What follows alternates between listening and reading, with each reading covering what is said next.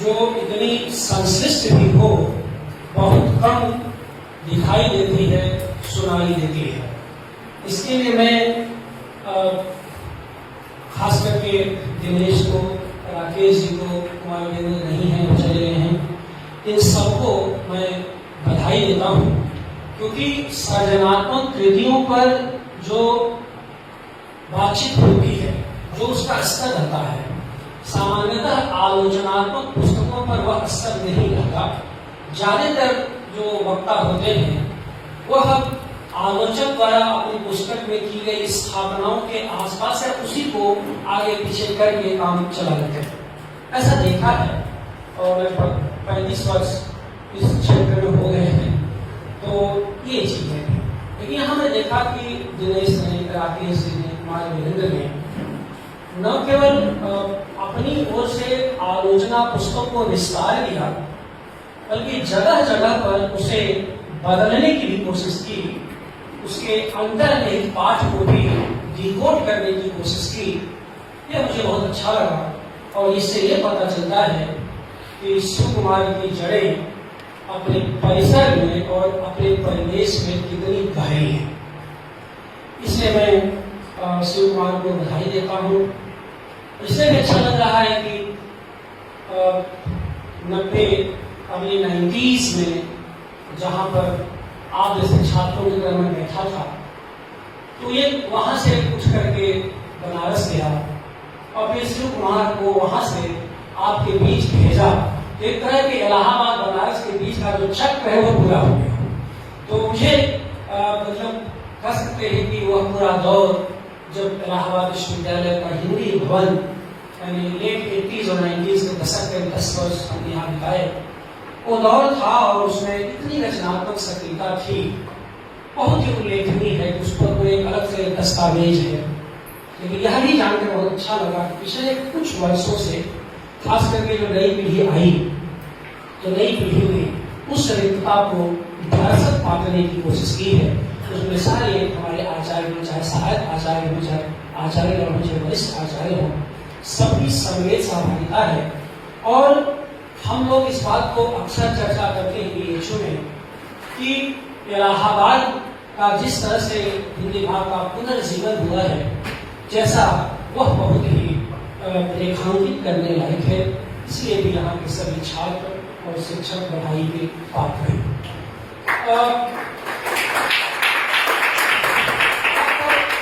आप देखिए कि विश्वविद्यालय के जो विभाग होते हैं वह केवल पदोन्नति मूलक, पाठ्यक्रम मूलक आलोचना के लिए नहीं होते, वह पाठ विश्लेषण की अपेक्षा करते हैं।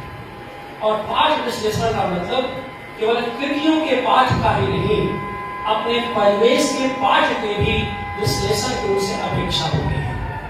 ऐसे समय में आपके बीच एक ऐसा युवा आलोचक आया है जो आपके अपने ही साथियों के साथ मिल करके उनके सहभागी, क्योंकि आलोचना इसी इलाहाबाद में सहभागी प्रयास के रूप में एक दौर में स्थापित हुई थी।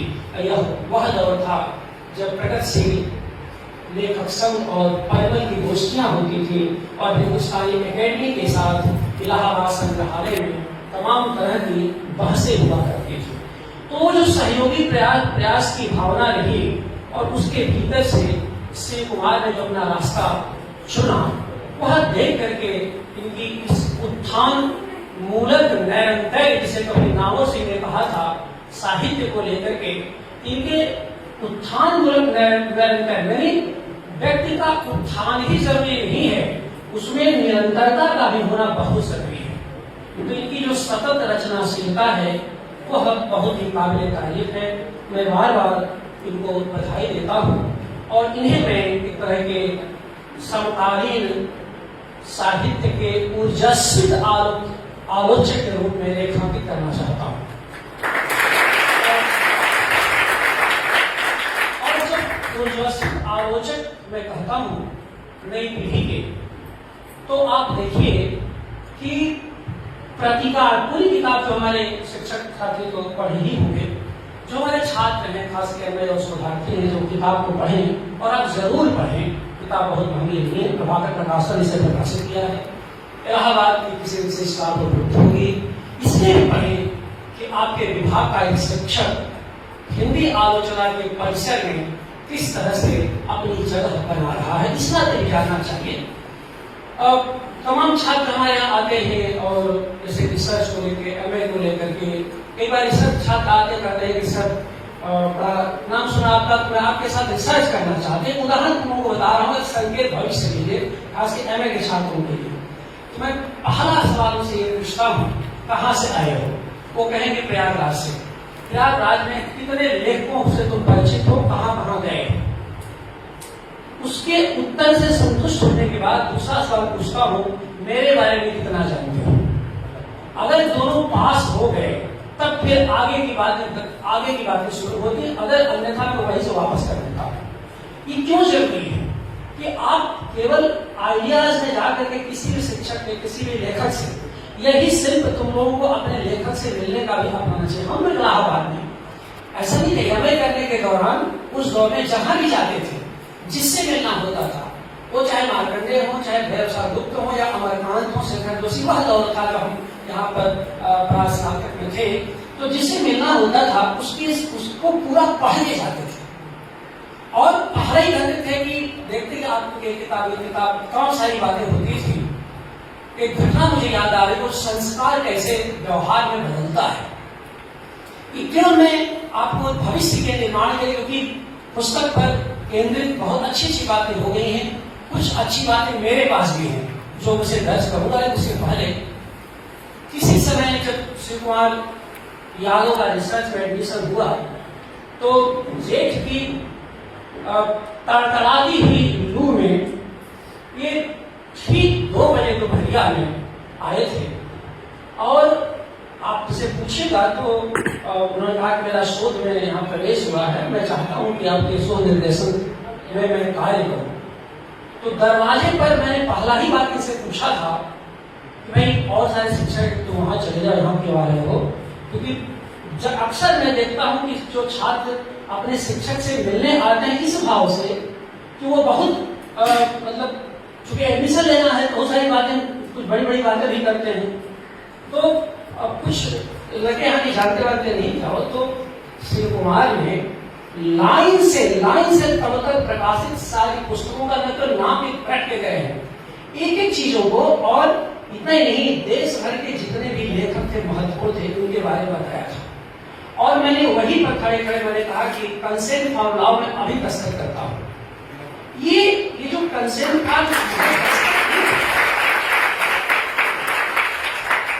वह जो 10 साल पहले, मेरे ख्याल से 2014 या 15 का समय रहा होगा, 10-12 वर्ष गुजर गए।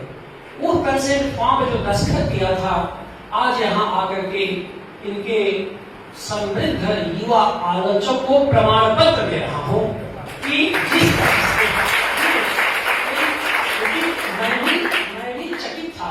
इनकी किताब जब मुझे मिली, जब मैं पढ़ा, और राकेश जी ने मेरे को सही कहा लोकार्पण का, लेकिन पुस्तक मेले में लोकार्पण नहीं होता, वहां तो जनार्पण हुआ था। असल लोकार्पण तो यही हो रहा है। तो वो जो असल जो लोकार्पण है वो ये है, और इसे पहले लोकार्पण के रूप में दर्ज किया जाए, और राकेश जी की उस बात को पार्लियामेंट प्रोसीडिंग से हटा दिया जाए।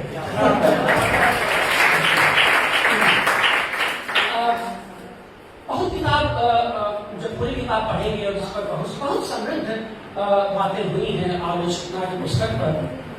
शिव कुमार को मैं प्रदूषण प्रतिकार के आलोचक के रूप में भी यहाँ पर दर्ज करना चाहता हूँ।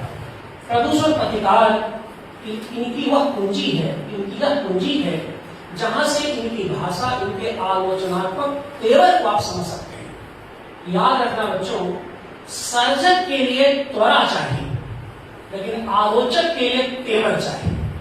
और उस तेवर की वजह से त्वरा से कोई आलोचक बड़ा नहीं हो सकता, उसके पास तेवर चाहिए। तेवर में कई बार वो असहज करता है, कई बार थोड़ा सा टेढ़ा हो सकता है। शिव कुमार थोड़ा स्वभाव से टेढ़े हैं और कई बार जब मैं ही नहीं संभाल पाया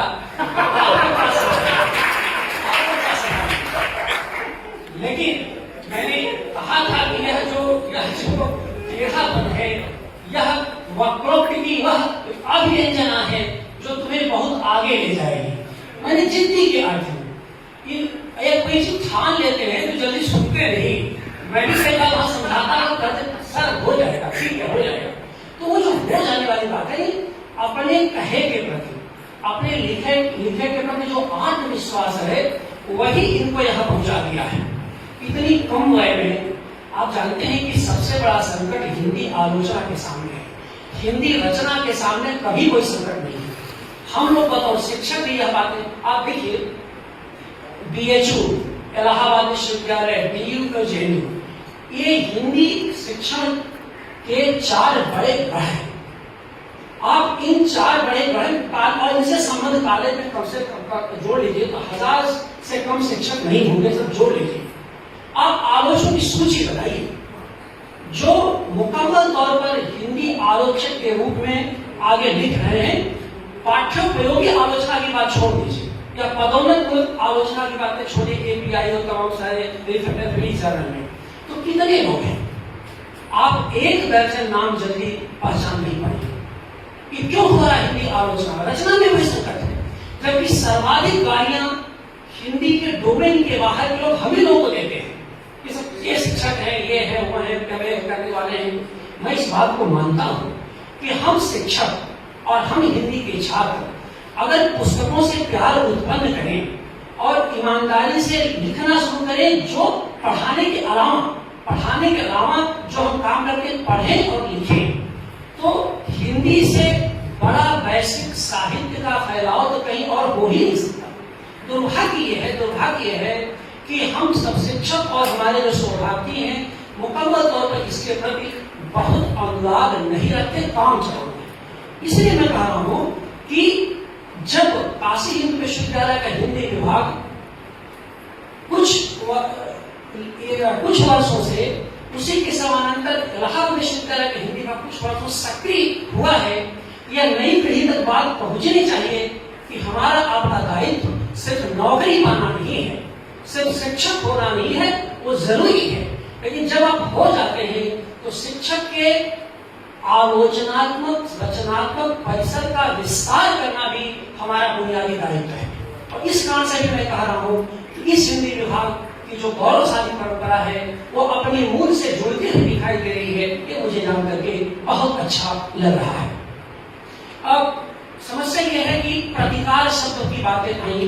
देखिए, एक ऐसे समय में जब बहुत कुछ स्वीकार की भावना से आगे बढ़ रहा है, आप देखिए ना, यानी आपके सम्मुख केवल स्वीकार का ही विकल्प है। अगर आपने अस्वीकार कर दिया तो समस्या आपके सामने हो जाएगी। कम से कम सामाजिक परिसर की यही स्थिति है। तो उस स्वीकार के बरअक्स प्रतिकार की चेतना से आलोचना लिखने वाला अगर एक आलोचक आपके सामने है तो वह न केवल एक आलोचक है बल्कि उन सभी युवा मानस की अभिव्यक्ति का आधार है जो ऐसा सोचते हैं या जो ऐसा करना चाहते हैं। तो प्रतिकार यूं ही नहीं आया, एक शब्द आया है और जो कहा गया है कि एक शब्द सम्यक जातः, तो एक शब्द को जानो और ठीक से जानो, उसको दर्ज करो। ये प्रतिकार शब्द पूरी किताब में आप पढ़ जाइए तो जितने लेख हैं, जितने पाठ हैं, जितने विश्लेषण हैं, लगभग सब जगह सबके साथ कहीं न कहीं प्रतिकार शब्द का प्रयोग शिव कुमार ने अपनी पुस्तक में किया है।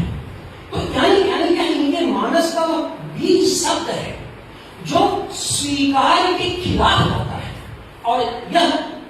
और आलोचना का जो टेबल है या इनके टेबल में ये जो प्रतिकार शब्द है जो स्वीकार का निषेध करता है वो बहुत मूल्यवान है और इस कारण से भी यह पुस्तक बहुत ही महत्वपूर्ण है और इसको पढ़ा जाना चाहिए।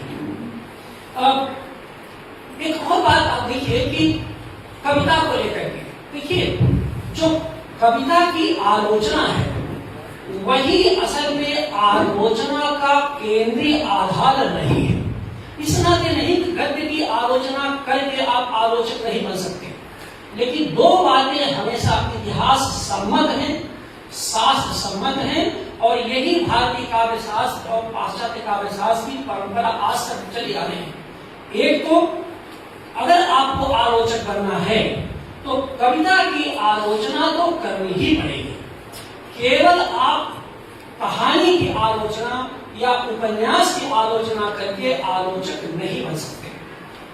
क्यों? क्योंकि कविता की जो परंपरा है वो हजारों साल पुरानी है और पूरा शास्त्र कविता केंद्रित है। इस पर ध्यान देने की दूसरी बात कि अगर आप कविता केंद्रित आलोचना लिख रहे हैं तो केवल भक्ति साहित्य या रीति साहित्य या छायावाद आज के समय में पर आप आलोचना लिख करके भी आलोचक नहीं बन सकते। आपको आलोचक करना होगा तो समकालीन साहित्य के समकालीन चुनौतियों से आपको टकराना होगा, अन्यथा यही माना जाएगा कि अतीत के सुंदर सुरम्य वातावरण में आप संरक्षण देने के लिए उद्यत हैं, क्योंकि सारा जो झगड़ा होता है वो समकालीन रचनाशीलता को लेकर के ही होता है। सारा विवाद यहीं पर होता है और यहीं से संवाद विकसित होते हैं, यहीं से नई बात विकसित होती है। तो नई बात के लिए नई रचनाशीलता से जुड़ना, उसकी आलोचना करना, यह आलोचक का बुनियादी दायित्व है और शिव कुमार ने इस बुनियादी दायित्व को इस दूसरी पुस्तक में भी निभाया है। ये बहुत जरूरी है और निभाया नहीं है, इसमें बौद्धिक उग्रता भी है और बौद्धिक तीव्रता भी है। तो बौद्धिक तीव्रता और बौद्धिक उग्रता दोनों के साथ, दोनों के सहमेल से इन्होंने अपने आलोचना के संसार को विकसित किया है। अब पूरी पुस्तक आप देखेंगे दो पक्ष पर बड़ा ही इनका जोर है। एक तो साहित्य कविता के, समकालीन कविता के आस्वाद पक्ष से जुड़ते हैं और दूसरे सत्य के उद्घाटन से भी जुड़ते हैं। आस्वाद यानी कविता को अपने पाठक से कैसे जुड़ना चाहिए, कविता अपने पाठक से कैसे जुड़े, कैसे पाठक कविता से जुड़े, यह कविता का आस्वाद है जो इनकी पुस्तक में दिखाई देता है। लेकिन जब इतना ही रहता तो ये महज व्याख्या हो जाती। इसके आगे बढ़ के इन्होंने सत्य को ग्रहण करने की कोशिश की है, उस पाठ को डिकोड करने की कोशिश की है जिसको आगे चल करके भविष्य को सौंप देना है। यानी अग्रगामी चेतना के आलोचक के रूप में भी शिव कुमार यहाँ पर दिखाई देते हैं। ये बहुत महत्वपूर्ण बात है। अब पुस्तक जब मैंने देखी और पढ़ना शुरू किया तो सबसे पहले इस पुस्तक की जो सभ्यता समीक्षा है इस पर मेरा ध्यान गया। और मैंने क्योंकि सभ्यता समीक्षा बहुत ही लाउड है, बहुत ही मुखर, बहुत ही बड़ा टर्म है, तो हमको लगा कि ये सभ्यता समीक्षा और कविता, आखिर ये बात आई क्यों? तो मुझे आचार्य शुक्ल का वह कोट कविता क्या है जो लिखा उन्होंने कि जो जो हमारी मृत्युओं पर सभ्यता के नए से नए आवरण चढ़ते जाएंगे, क्यों एक ओर कविता की जरूरत बढ़ती जाएगी और दूसरी तरफ कवि कर्म कठिन होता जाएगा। ये जो कवि कर्म की कठिनता को सभ्यता समीक्षा के दायरे में आचार्य शुक्ल ने कभी पहचाना था, उसमें एक बात और हम जोड़ देना चाहते हैं कि कवि कर्म ही नहीं, आलोचना कर्म भी कठिन होता जाएगा। ये जो आलोचना कर्म की कठिनता है, क्योंकि सभ्यता पर अगर नए नए आवरण चढ़ेंगे तो आलोचना कर्म तो और भी कठिन होता चला जाएगा। और यह जो है तब होता है सभ्यता समीक्षा की का संकट जब वर्तमान का अपनी विरासत से संवाद टूट जाता है। यानी परंपरा कहीं और जा रही है और समकालीनता कहीं और जा रही है। तो जब ये परंपरा का के भीतर जो अंतर्निहित मूल्य हैं उनसे जब समकालीनता पूरी तरह से विरुद्ध हो जाती है, तब जो है अतीत से संबंध टूटता है और तभी समकालीन आलोचना की जरूरत पड़ती है। और जो आलोचना इस ऐसे संकट के समय में लिखी जाती है वही सभ्यता समीक्षा है। तो असल में सभ्यता समीक्षा कुछ और नहीं बल्कि आलोचनात्मक पहल है रचना के बहाने। तो शिव कुमार ने खास करके एक तरह की कृति की जो सामाजिकता और उसकी अंतर्निहित जो परिवेश है उसका उद्घाटन करके इन्होंने अपनी परंपरा से अपनी समकालीनता को जोड़ने की इन्होंने कोशिश की है। और यही वजह है कि इसमें अगर आप देखेंगे तो इनकी पुस्तक में सभ्यता समीक्षा का केंद्रीय आधार समकालीन कविता है, समकालीन साहित्य है। और उसमें भी सभ्यता समीक्षा इनके यहाँ व्यवस्था समीक्षा के रूप में दिखाई देती है। तो आज की आलोचना के लिए सभ्यता समीक्षा और कुछ नहीं एक तरह की व्यवस्था समीक्षा ही है। व्यवस्था समीक्षा बहुत ही चुनौतीपूर्ण होती है क्योंकि यहीं पर समकालीन जीवन मूल्यों की टकराहटें सुनाई देती हैं और यहीं पर पक्षधरता और इतिहास बोध का भी पता चलता है। तो पक्षधरता और इतिहास बोध की पहचान के लिए समकालीन टकराहटों को रेखांकित करते हुए कविता से जुड़ना, कविता की व्याख्या करना, उस पर बहस करना जो जरूरी है, इस रूप में शिव कुमार इस पुस्तक में बहस करते हैं। और जैसा कि आपने देखा कि 3 वक्तव्य जो हुए तो जो बहस धार्मिका है इनकी समकालीन कविता के केंद्र में है। इस नाते मुझे लगता है कि शिव कुमार नई पीढ़ी के एक बहस धर्मी आलोचक भी हैं। तो अब इसमें बहुत सारी बातें जैसे कि हो चुकी हैं। तो इस पुस्तक के 3 खंड हैं और मुख्यतः 3 पक्ष हैं। खास करके यहाँ पर हमारे छात्र बैठे हैं और उनके लिए जगह पुस्तक पढ़े ताकि इससे जुड़े। एक तो 3 पक्ष है, प्रवृत्ति, पाठ और पहचान। ये 3 पक्षों में ये पूरी किताब रखी हुई है, प्रवृत्ति, पाठ और पहचान। सबसे पहले पहचान को लेकर के विजय देवनारायण शाही पर इनका एक मुकम्मल लेख है। नई पीढ़ी के जो यहाँ छात्र छात्राएं बैठे हैं, मैं उनसे कहना चाहूंगा कि आलोचना की भाषा, बौद्धिक समझ को अगर तुम्हें विकसित करना है, इसी इलाहाबाद में विजय देवनारायण शाही थे, इसी अंग्रेजी विभाग के शिक्षक थे। और वही पीढ़ी है जो पैनल में विजय देवनारायण शाही, रामचंद्र चतुर्वेदी, जगदीश गुप्त, लक्ष्मीकांत वर्मा 50 के दशक में हिंदी साहित्य को, हिंदी आलोचना को समृद्ध और संपन्न कर रहे थे। यही विजय देवनारायण शाही है जिससे प्रभावित होकर के बनारस से इलाहाबाद का संबंध 50 के दशक बना। और नामवर सिंह ऐसे मतलब उस दौर के, उनकी पूरी किताब पढ़ जाइए, शायद ही किसी को छोड़ा उन्होंने अपने आलोचनात्मक कहार से। लेकिन विजय देवनारायण शाही को हमेशा सम्मान से याद किया है। विजय देवनारायण शाही की आलोचना पर बहुत मुकम्मल लेख लिखा है। और सबसे बड़ी बात है विजय देवनारायण शाही से जो सीखने की बात यह है कि पाठ का विश्लेषण किस तरह से किया जाना चाहिए। उस जमाने में जायसी को रहस्यवाद, तमाम तरह के कवि के रूप में जो पहचान की जा रही थी, ये विजय देवनारायण शाही इसी इलाहाबाद विश्वविद्यालय के थे जिन्होंने कवि के रूप में उनकी पहचान की। तो अब वो जो इलाहाबाद का जो तेवर था, तो कहीं कहीं से बनारस से इन्होंने जो लिया, शिव कुमार ने बनारस से जो इनके वरिष्ठ पीढ़ी के, जो इनके गुरुजन थे, इनके शिक्षक थे, या बनारस की जो गतिविधियां, उससे जो लिया सो लिया, इलाहाबाद आकर के इलाहाबाद से जुड़कर भी जो लिया है। तो यहाँ पर परिमल और प्रगतिशील लेखक संघ दोनों की वैचारिकी के सहमेल से जो इनका गद्य विकसित हुआ है, वो बहुत एक तरह का उत्साहित और प्रफुल्लित गद्य है। इसी नाते भी मैं इनको प्रफुल्लित प्रतिकार का आलोचक भी कहता हूँ।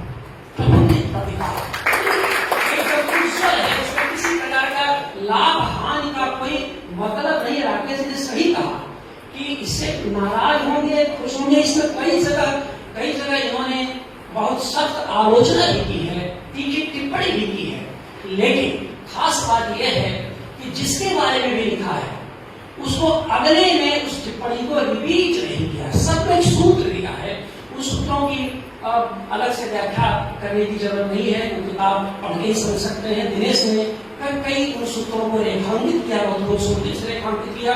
तो बात एक ये है कि दूसरी बात, जब पाठ की बात आती है तो अंदर में जो पाठ की बात है, पाठ में आप देखिए कि पाठ को किस तरह से आलोचना मुख्यतः पाठ है।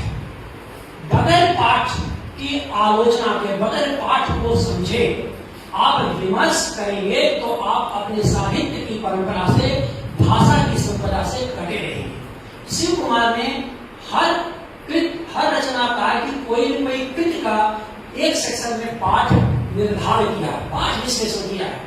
और वह जो उस पाठ विश्लेषण में बहुत सारी बातें अपने राजेंद्र कुमार जी का रेड़ भी संग्रह को लिया है। संभवतः सर जीवित होते इसको प्रकाशित नहीं देख पाए थे, इसका अफसोस ऋषि कुमार को था। तो राजेंद्र कुमार जी है, राजेश जोशी है, मदन कश्यप है, अनामिका है, वहां से लेकर के नई पीढ़ी के बिल्कुल मतलब जसविता केरकट्टा है, अनुज मुकुल है, सुल्तान अहमद है, और ऐसे तमाम कवियों को भी उन्होंने पहचाना है। रोचक बात यह है जिन पर जल्दी लिखने कोई तैयार नहीं होता, बल्कि कई बार आलोचना होती है, ये कौन सा बिल्कुल नए एकाध संग्रह किसी के हैं। शिव कुमार ने यह नहीं देखा इस पुस्तक में, एक संग्रह के हैं, 1.5 संग्रह के कवि हैं जिन पर क्या लिखी या इनकी बड़ी चर्चा नहीं होती या शिक्षण संस्थान सिस्टम के बाहर है। जो अच्छा लगा, जितना अच्छा लगा उसको उतना दिया, यानी जो अच्छा लगा थोड़ा भारी दिया, लेकिन कम अच्छा लगा तो थोड़ा ही दिया, उतना ही दिया जितना इनके इतिहास बोध और इनके साहित्यिक आलोचनात्मक परिसर के भीतर था।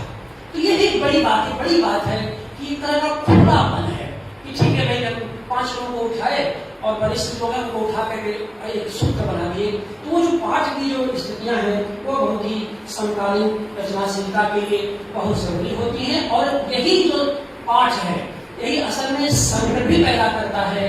और यही पर, जैसा कि राकेश ने बिल्कुल सही कहा, कि यही पर निंदा आलोचना भी शुरू होती थी। आपने हमारे बारे में लिखा, आपने हमारे बारे में नहीं लिखा, लेकिन शिव कुमार ने इस पुस्तक में बिल्कुल एकदम स्पष्ट अपनी बात को कर दिया है।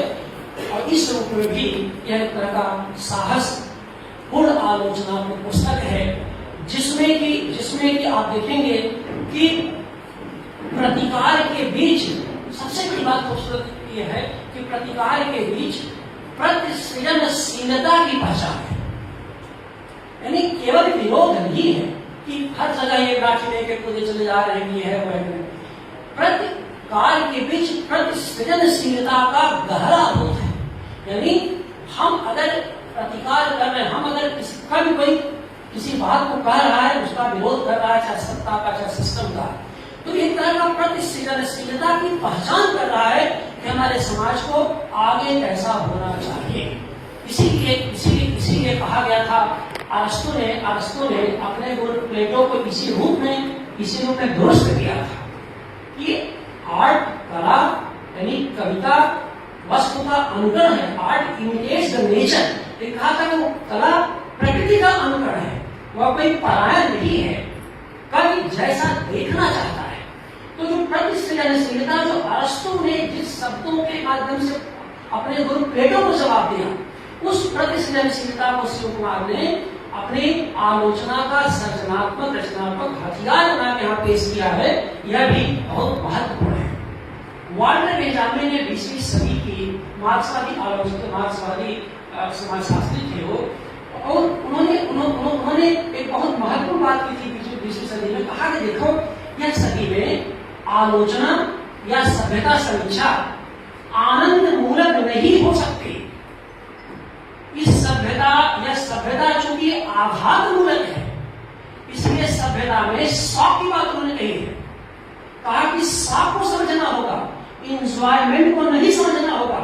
जब तक आप शौक को नहीं समझेंगे, जब तक आप जो है उस आक्रांत स्थिति वाले आघात को नहीं समझेंगे, तब तक साहित्य में नए से नए वस्तु का उद्घाटन आप कर ही नहीं पाएंगे। इसलिए शिव कुमार इस पूरी पुस्तक में आनंद के नहीं आघात के आलोचक के रूप में हमारे यहाँ हमारे समूह प्रकट होते हैं, जिनमें की सृजनशील साहसिकता है ही, लेकिन रचनात्मक विस्तार के माध्यम से, पाठ के माध्यम से पाठक के न्याय बोध, पाठक के भीतर अंतर्निहित न्याय बोध को भी जागृत करते हैं कि तुम कैसे, हमारा पाठक हमसे कैसे जुड़े। तो जो न्याय बोध है, ये चाहते हैं कि जो कृति है और पाठक है उसके बीच में ये आ गए हैं और कहते हैं कि कृति का जो न्याय बोध है उससे पाठक, तो इसीलिए देखिए क्या, जो आलोचक होता है ना, एक तरह का फैसिलिटेटर होता है।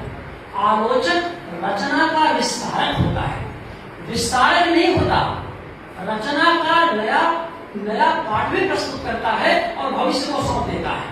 तो आलोचक का बुनियादी दायित्व है कि रचना के भीतर अंतर जो प्रति संसार है उस संसार को अपने पाठक के समूह रख दे, और रखने के बाद पाठक को ये लगे कि इस कविता को मैंने पढ़ा था, ये उतनी सुंदर तो नहीं लगी थी जो इस वक्तव्य को सुनने के बाद या इस आलोचना को पढ़ने के बाद लगी।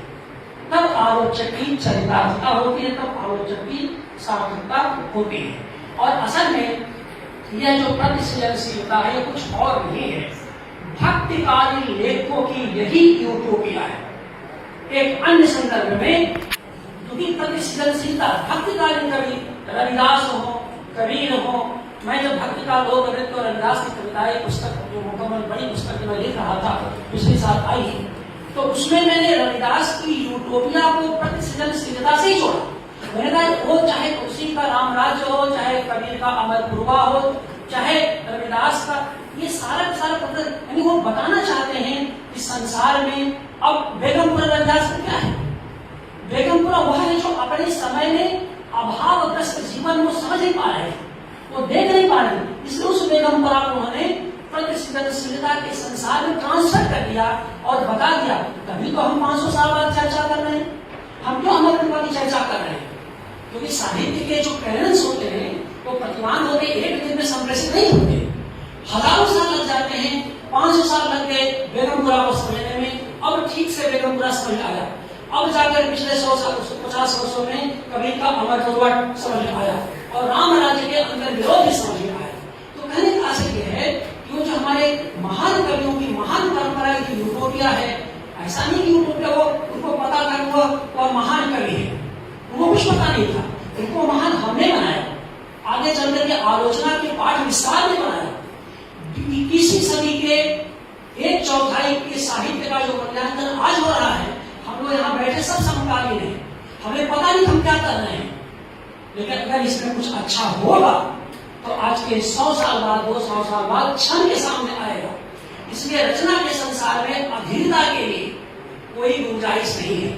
केवल आप जहां पर किसी आलोचक का गला पकड़ करके समीक्षा लिखवा करके महान बनना चाहेंगे, लेख लिखवा के असंभव है, वो वही पर धूमिल हो जाएगा 1-2 दिन के बाद।